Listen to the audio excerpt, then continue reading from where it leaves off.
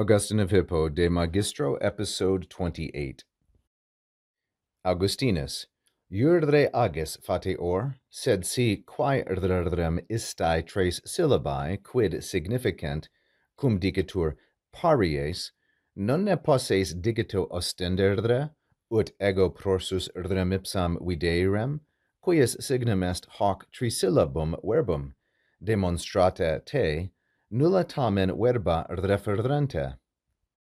In previous lessons, 26, 27, etc., we have seen Adeodatus's reply to his father Augustine, in which Adeodatus complains that Augustine is asking for something impossible, to give the meaning of particular words without using synonyms. Now Augustine replies, and he says, Iurdre agis fateor. Iure here is an adverb. It means rightly or properly. Perhaps it is a synonym of recte, like so. And agis is going to be our verb, second singular, present, indicative, and active. So this would mean you're dealing properly. I acknowledge, I admit it, fateor.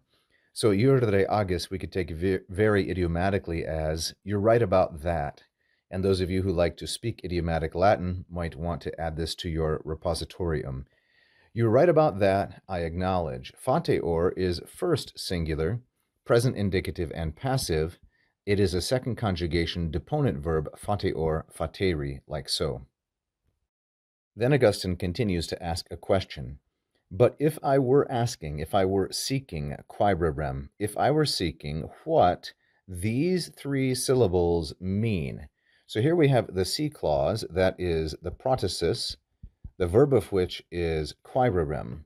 And quaerem is first singular, it is imperfect, subjunctive, and active. So this is going to be a contrary to fact present.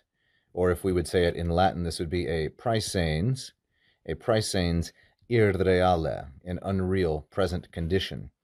Posses, down here, is going to be the verb of the apodosis. And it also is in the imperfect subjunctive, but now it is second person. So it is the apodosis of a contrary to fact present conditional. But before we get there, we have some subordinate clauses. But if I were asking, then here is the indirect question, quid significant, if I were asking what those three syllables, so feminine, plural, and nominative, subject of significant, which is third plural, present, subjunctive, and active. Subjunctive because it's indirect question.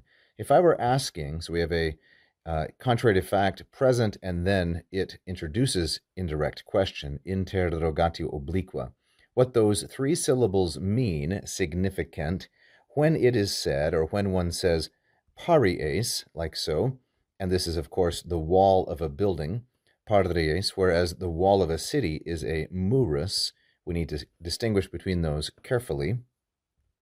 Then here comes the question, could you not point at it? Non ne posses ostendere. Could you not point at it with your finger, digito? So I said si quaerem, contrary to fact, present, protasis, and that's true. And then I suggested non ne posses was the apodosis. I'd like to revise my interpretation and take it simply as a question now. Could you not point at it, meaning the paries, digito, with your finger? Masculine, singular, and ablative of instrument. So that, ut, I, in fact, prorsus, would see the very thing. I would see rdrem ipsam. So I take the ut here as a final clause, that is, a purpose clause, enuntiatum finale, so that I, personally, ego videirem, could see, or would see, that very thing, rdrem ipsam. Here's the feminine singular, accusative, object of videirem, that thing whose sign, quius signum, so here we have feminine singular and genitive, gender and number determined by antecedent rdrem ipsam, case determined by how the relative is used in its own clause, genitive because possessive with signum, of which the sign or the indicator est hoc trisyllabum verbum, this trisyllabic word, namely paries. You see, paries. And, says Augustine, I could do that. I immediately could see that thing whose sign is this trisyllabic word, demonstrate te, while you are pointing at it.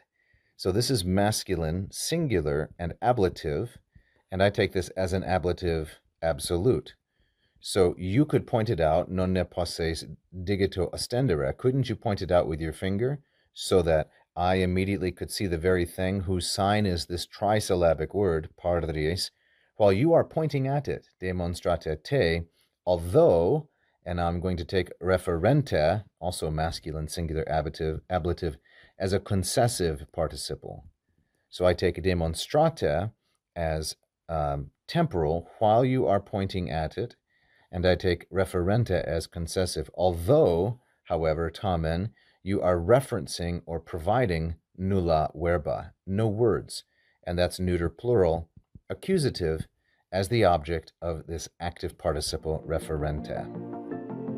Thank you so much for watching this free video. I hope that you learned a lot about the classical languages and advanced your knowledge and enjoyment.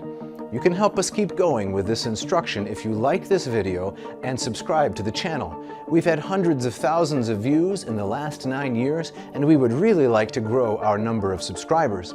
If you hit the little bell, you will be notified every time we release a brand new free instructional video. You can also check out one of my Latin or Greek courses at LatinPerDiem.com if you'd like to study Latin and Greek with me directly. So keep learning, and vale tote omnes.